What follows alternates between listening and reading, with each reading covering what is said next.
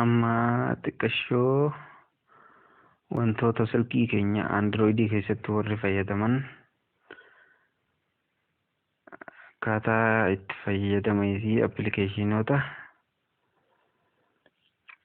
maallaqa nu jalaa nyaatan odoo silkii keenya seetingiin isaa hin sirratinii jechuudha. Kanaafuu akkaataa armaan gadii kanatti appilikeeshinoonni keenya oliirra nagoon akka hundi isaa nu mul'atutti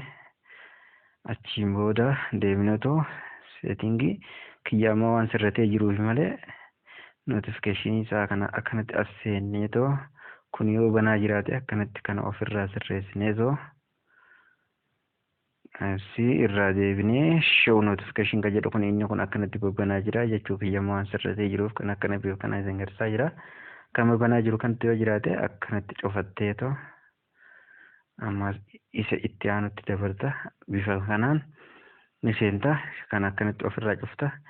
as keessa galteetoo kan ofirraa cufsa akka silkiin keenya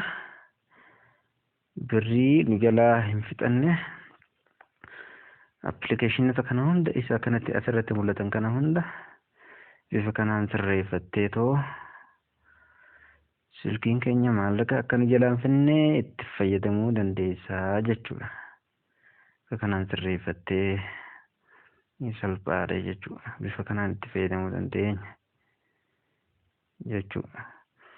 Ammas appilikeeshinoota nu barbaachifne kan chaarjii nu jalaa fixuu danda'an kan ittiin fayyadamne kafardii hin taane yoo jiraate